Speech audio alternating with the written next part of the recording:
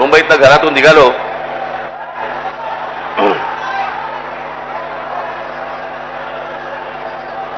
आणि इथे पोहोचायला जवळपास मला 2 तास लागले. अरे घोडे बिडे आणू नका रे तुम्ही, तिथे घेऊन जा पहिले त्याला, बाहेर बाहेर घेऊन जा त्याला विचारायला. तिथे मी काय बोलतोय माणसानं नाही समजत, घोड्यानं कडून समजतात.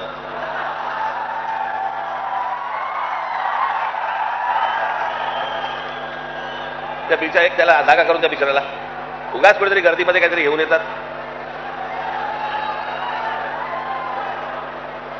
जा त्याला घेऊन जा व्यवस्थित नीट, त्याला जागा करून द्या रे.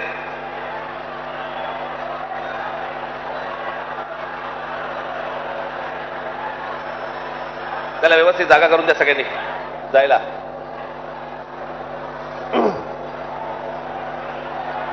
कमाल आहे इथे, म्हणजे माणसांना उभारायला जागा नाही, घोडे घेऊन येतात.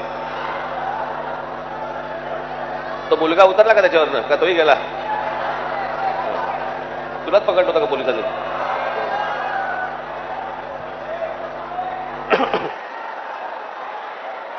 अरे त्याला जागा करून द्या जरा नीट व्यवस्थित.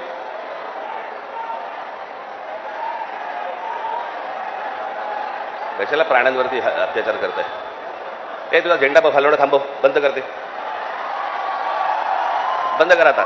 मी आता बोलायचंय का तुम्हाला बोलायचंय?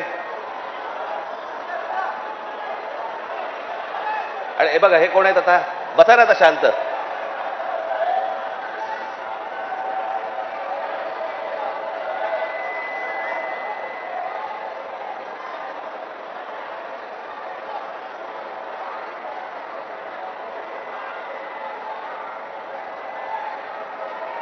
आता जिकडे आहात तिकडे उभे राहा.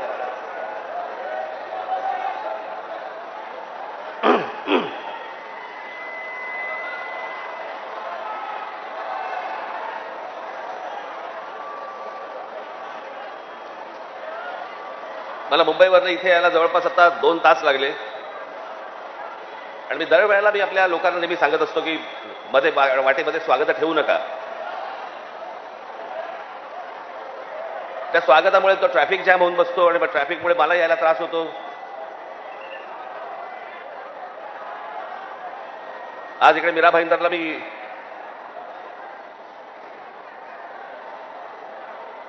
मुद्दामून आलो.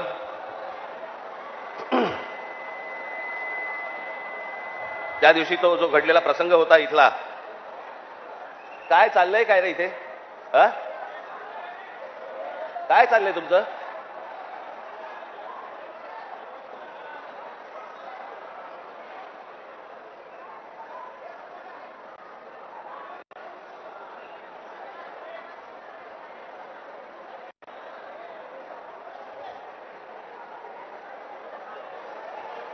आता जागा नाही तर कुठे पुढे कुठे येणार तुम्ही?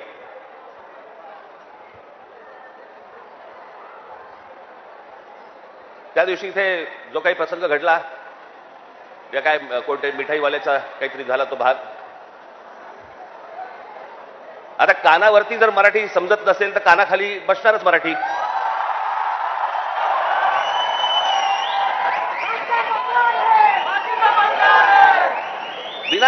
विनाकारण काहीतरी काढत असतात. साधा छोटा प्रसंग होता तो. मोर्चासाठी म्हणून तिकडे जे कोणी माझे मराठी सैनिक होते पाणी प्यायला गेले तर तो माणसाने विचारलं कशासाठी मोर्चा काढताय? त्यांनी सांगितलं हिंदी सक्तीचं केलं म्हणून. म्हणे इथे तर म्हणे सगळे हिंदीतच बोलतात म्हणे. हे सगळं हिंदीमध्ये चालू होतं. त्याच्यामध्ये त्या माणसाच्या अरेरावीमुळे त्याच्या जी काय कानफडीत बसायची ती बसली. मग लगेच इकडच्या सगळ्या व्यापाऱ्यांनी बंद पुकारला. तुमच्या मारली होती? अजून नाही मारली आहे. विषय समजून न घेता काय झालंय माहिती नसताना कुठच्या तरी राजकीय पक्षाच्या दबावाखाली येऊन जर तुम्ही हे असले बंद करणार असाल, तुम्हाला काय वाटलं मराठी व्यापारी नाहीयेत? दुकानं बंद करून किती काळ राहणार आहात? शेवटी आम्ही काहीतरी घेतलं तरच दुकान चालणार ना. महाराष्ट्रामध्ये राहताय, शांतपणे राहा, मराठी शिका. आमचं काही वावडं नाहीये तुमच्याशी काही भांडण नाहीये. पण मस्ती करणार असाल इथे तर महाराष्ट्राचा दणका बसणार म्हणजे बसणार, एवढं लक्षात ठेवा. तर काय विषय होता? 1ली ते 5वी राज्य सरकारने म्हणे हिंदी कंपल्सरी, म्हणे हिंदी भाषा शिकलीच पाहिजे. त्याच्यावरनं खरं तर हे सगळं सुरू झालं. काल आमचे ते मुख्यमंत्री महाराष्ट्र राज्याचे देवेंद्र फडणवीस त्यांनी काल सांगितलं म्हणे तिसरी हिंदी भाषा आम्ही सक्तीची करणार म्हणजे करणार. आता राज्य सरकारला जर आत्महत्याच करायची असेल तर त्यांनी बेशक करावी.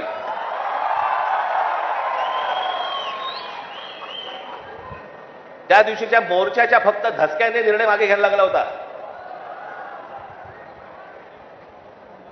फडणवीसजी तुम्ही सांगताय ना की तिसरी भाषा आम्ही सक्तीची आणणार म्हणजे आणणार. मी आत्ता आपल्याला सांगतो, महाराष्ट्रात 1ली ते 5वी हिंदी आणायचा आपण प्रयत्न तर फक्त करून बघा.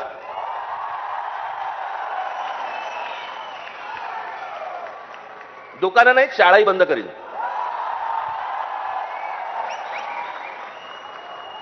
महाराष्ट्र राज्याचा मुख्यमंत्री हिंदीसाठी भांडतोय,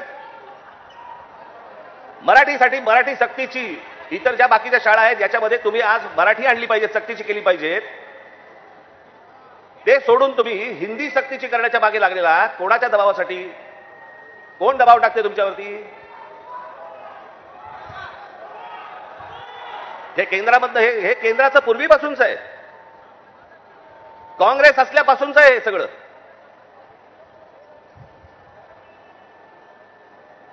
मुंबईसह संयुक्त महाराष्ट्र जो झाला त्याचा जो लढा होता, इतका प्रचंड मोठा लढा, ही मुंबई महाराष्ट्रापासून बाजूला करण्याचा डाव होता. तो कोणाचा होता? काही गुजराती व्यापाऱ्यांचा होता आणि काही गुजराती नेत्यांचा होता. मी एकदा पुस्तक वाचत असताना, आचार्य अत्रेंचं पुस्तक वाचत असताना मला धक्का बसला की मुंबई महाराष्ट्राला मिळू नये याच्यासाठीचं पहिलं जे बोललं गेलं ते कोणाकडनं बोललं गेलं? वल्लभभाई पटेलांनी सांगितलं की मुंबई महाराष्ट्राला देऊ नका म्हणून. वल्लभभाई पटेलांनी, ज्यांना आजपर्यंत आम्ही लोह पुरुष म्हणून मानत आलो, या देशाचे गृहमंत्री, आम्ही त्याच्याकडे आदराने आजपर्यंत पाहत आलो, तुम्ही महाराष्ट्राला विरोध केलात.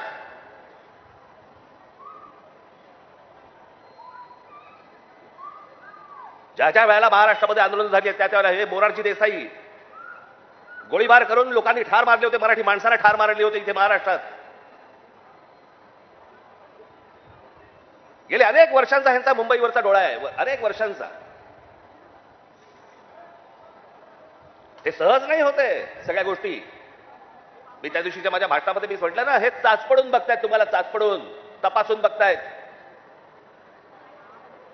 की हिंदी भाषा आणली, बघू महाराष्ट्र विरोध करतोय का, बघू मराठी माणूस पेटतोय का, बघू मराठी माणूस जिवंत आहे का. आणि तो जर शांत दिसला तर हिंदी ही भाषा आणणं ही त्यांची पहिली पायरी असेल. आणि हळूहळू हळूहळू हळूहळू या सगळ्या गोष्टी करून मुंबई ताब्यामध्ये घ्यायची आणि ती गुजरातला मिळवायची, हे ह्यांचं स्वप्न आहे.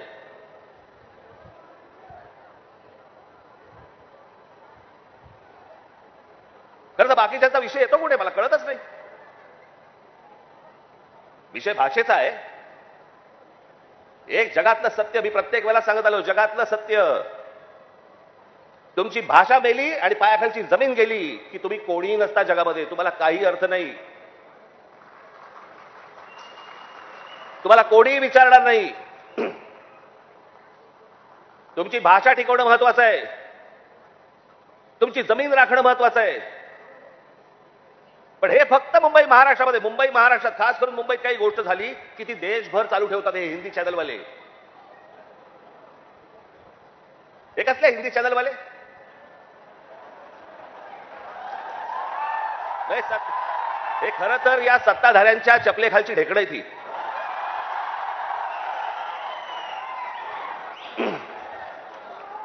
आता बघा, थोड्या वेळात बघा सुरू करतील, राज ठाकरेंनी उगला जहर.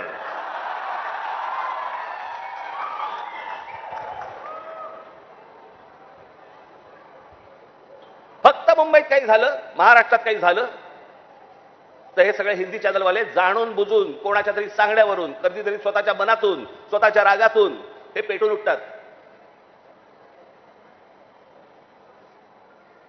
माझ्या बिहारमधले जे काही लोक आहेत, माझं त्यांनाही विचारणं आहे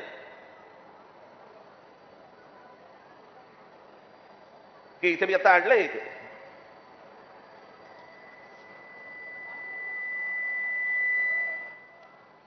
28 सप्टेंबर 2018, ऐका नीट मी काय बोलतोय. 28 सप्टेंबर 2018 धुंदार, हिम्मतनगर जवळ, जिल्हा साबरकांठा, गुजरात, 14 महिन्याच्या एका मुलीवरती बलात्कार झाला. ती मारहाण, त्याच्यानंतर बिहारी लोकांना गुजरातमध्ये मारहाण केली आणि जवळपास मारहाण करून 20,000 लोकांना गुजरातमधनं बिहाऱ्यांना हाकलून दिले, बाहेर काढले. झाल्या का बातम्या?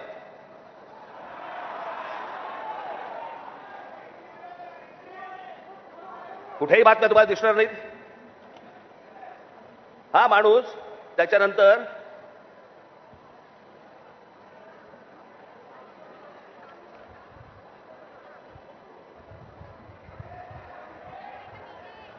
त्याच्यानंतर याने भारतीय जनता पक्षामध्ये प्रवेश केला, त्याला तिकीट दिलं गेलं आणि तो आमदार देखील झाला. म्हणजे यांच्या राज्यामध्ये हे वाटेल ते करणार, बाहेरच्या राज्यांमधली लोक आतमध्ये घेणार नाहीत, त्यांना मारणार, हाकलून देणार. 10-10, 20-20 आत्ता परत झालं, आता परत गुजरातमध्ये झालं आणि बिहारी लोकांना गुजरातच्या बाहेर काढलं. झाल्या बातम्या? नाही झाल्या.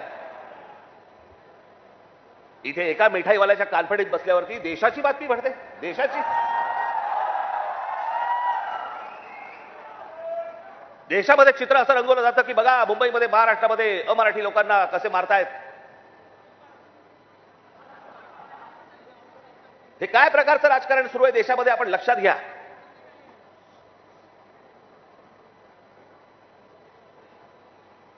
कसली कोणती हिंदी घेऊन बसलो आपण, ज्याला साधा 200 वर्षाचा इतिहास आहे. 200 वर्ष. मराठी भाषेला 2,500 ते 3,000 वर्षांचा इतिहास आहे.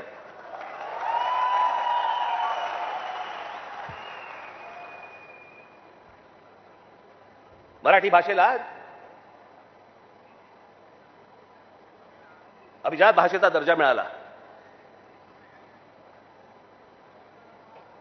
या शिवतीर्थावरती इथे मुंबईला पंतप्रधान नरेंद्र मोदींच्या समोर मी त्यांना सांगितलं होतं, माझ्या फक्त 5 गोष्टी आहेत, 5 अटी आहेत गोष्टी. त्यातली एक पहिली, मराठीला अभिजात भाषेचा दर्जा तुम्ही द्या. पंतप्रधान झाल्या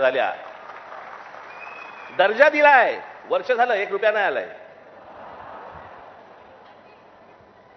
हिंदी भाषेला म्हणजे गंमत बघा, एखाद्या भाषेला जर समजा अभिजात भाषेचा दर्जा द्यायचा असेल तर त्याला कमीत कमी 1400 वर्ष जुनी ती भाषा पाहिजे. बरोबर, ही अट आहे कमीत कमी. म्हणजे हिंदीला अभिजात भाषेचा दर्जा मिळायला अजून 1200 वर्ष आहेत. 1200 वर्ष आहेत. आणि ती भाषा तुम्ही आमच्या लहान मुलांवरती आणि आमच्यावरती लादणार. हिंदी या भाषेमुळे हिंदी चित्रपट सृष्टीतल्या नटनट्यांचं भलं झालं, याच्या पलीकडे कोणाचं भलं झालं जरा सांगा मला.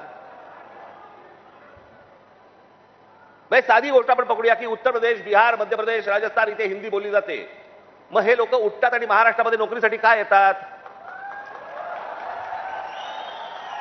जर हिंदी भाषेमुळे जर तुमचंच भलं झालं नसेल आणि तुमचीच राज्य मोठी झाली नसतील आणि तुम्हाला जर दुसऱ्या प्रदेशामध्ये जाऊन जर समजा तिकडे येऊन नोकऱ्या कराव्या लागत असतील, नोकऱ्या मागाव्या लागत असतील, गुजरात सारख्या राज्यामध्ये जाऊन तिकडे जर समजा तुम्हाला मार खावा लागत असेल, हिंदीने काय नोकऱ्या कराव्या लागत असतील, नोकऱ्या मागाव्या लागत असतील, गुजरात सारख्या राज्यामध्ये जाऊन तिकडे जर समजा तुम्हाला मार खावा लागत असेल, हिंदीने काय भलं केलं तुमचं? कोणती भाषा घेऊन बसलोय आपण?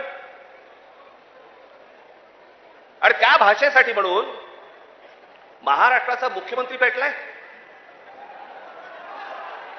मला कारणच नाही कळलं. हे पहिल्यांदा सर्वांनी लक्षात घ्या. ज्याची काल परवाकडे कानफडीत मारली ना, त्याला विचार तुझी मातृभाषा कुठची?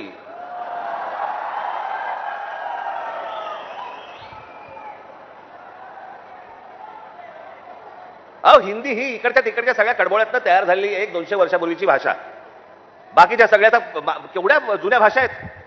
उत्तर प्रदेश, बिहारला आता समजलं पाहिजे, राजस्थानला आता समजलं पाहिजे. मी आता एक आणलं इथे उदाहरणार्थ बघा, हिंदी या भाषेमुळे हिंदीने किती भाषा मारल्या, तर जवळपास 250च्या आसपास भाषा मारून टाकल्या.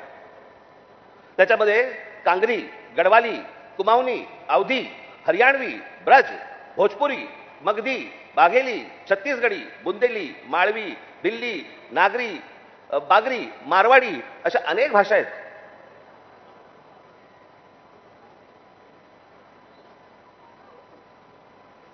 आता बिहारमध्ये ज्यांनी पहिली हिंदी ही भाषा स्वीकारली, तिथे आजही 99% लोक मातृभाषा बोलतात, हिंदी बोलत नाही. म्हणजे अशा तर मी तुम्हाला सांगतो, हनुमान चालीसा आहे ना, हनुमान चालीसा, ज्याला तुम्ही हिंदी म्हणता, ते अवधी आहे, हिंदी नाही. पहिल्यांदा भाषा आपण नीट समजून घेतली पाहिजे. मराठी भाषेचा आपण इतिहास नीट एकदा समजून घेतला पाहिजे. पण ह्यांना भाषेवरती यांचं प्रेम नाहीये. माझं तर सगळ्या भाषांवरती प्रेम आहे. माझा तर दावा कदाचित चुकीचा नसावा, परंतु महाराष्ट्रामधले जेवढे काही नेते आहेत त्या सगळ्यांपेक्षा हिंदी माझं बरं आहे. आणि याचं कारण माझे वडील. माझ्या वडिलांना व्याकरणासकट उत्तम मराठी तर येतच होतं, उत्तम इंग्रजी येत होतं, उत्तम हिंदी येत होतं, आणि माझ्या वडिलांना व्याकरणासकट उत्तम उर्दू येत होतं. भाषा कोणतीही वाईट नसते, कधीच वाईट नसते. जगातली कुठचीही भाषा वाईट नसते. हिंदी ही काही वाईट भाषा नव्हे. आमच्यावर लादणार असाल, नाही बोलणार जा.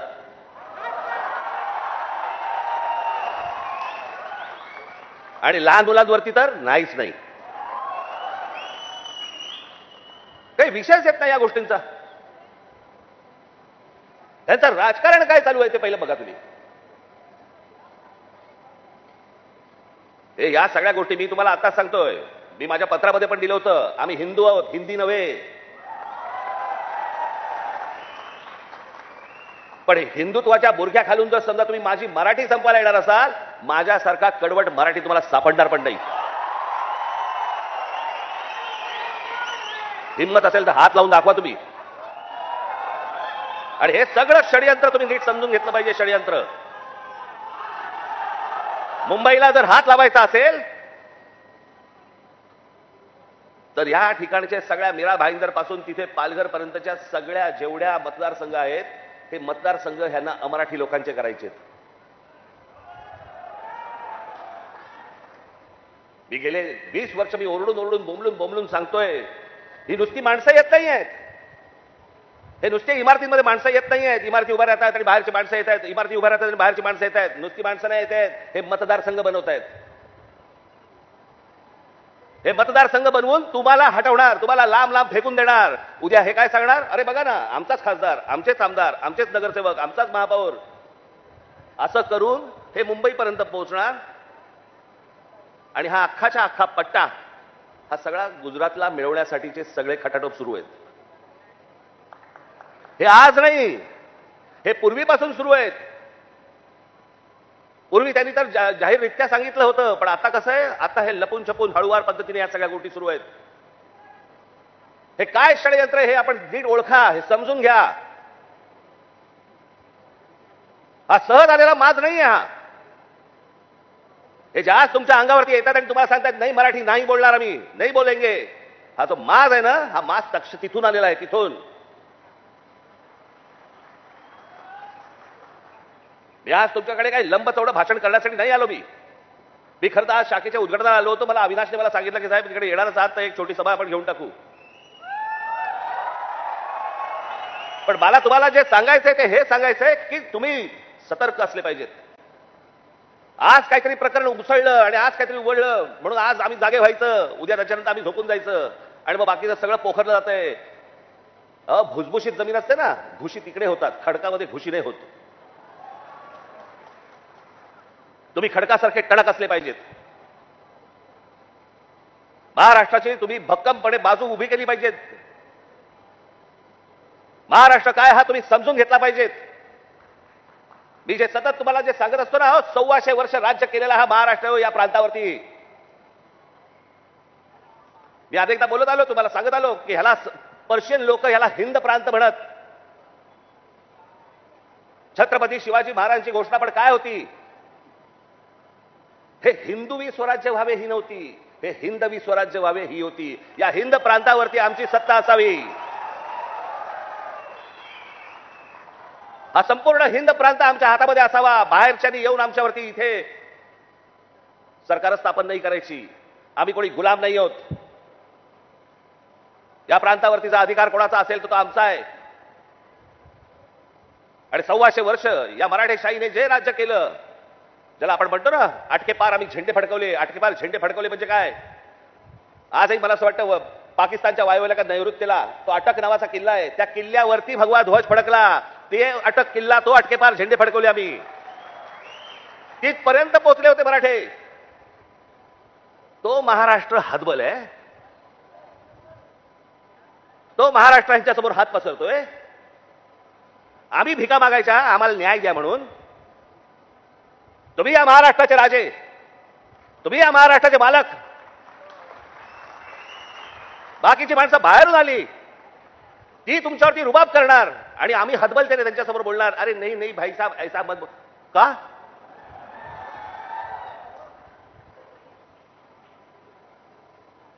स्वतःहून काही करायची आपल्याला गरज नाहीये. पण जर अशा प्रकारे माज घेऊन जर समजा कोणी अंगावरती आला, ठेचायचा म्हणजे ठेचायचाच. त्या दिवशी तो कोणतरी भारतीय जनता पक्षाचा एक खासदार, कोणतरी दुबे नावाचा, कसा काय बोलला? मराठी लोगों को हम यहां पे पटक पटक के मारेंगे. झाली का केस त्याच्यावरती? हिंदी चॅनल वाल्यांनी दाखवलं का? पुढे चालवलं का? काही नाही. बघा कसं असतात, कशा असतात ते बघा. तू आम्हाला पटक पटक के मारणार? दुबे, दुबेलाच मी सांगतो, दुबे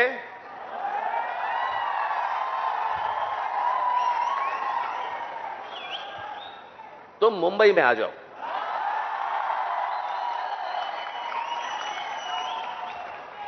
मुंबई के समुंदर में डुबे डुबे कर मारेंगे.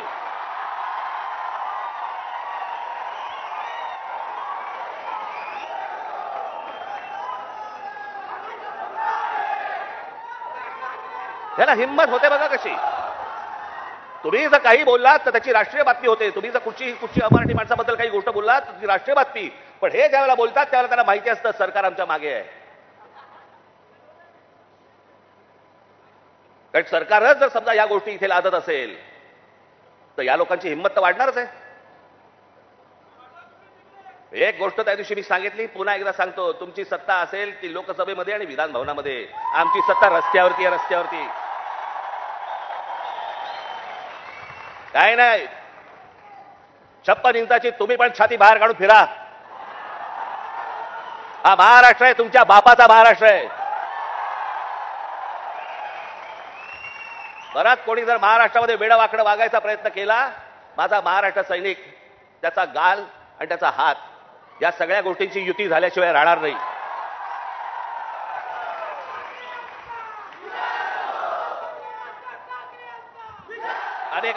अनेक ते आता सरकारी पत्रकार असतात, काही बेरोजगार पत्रकार असतात.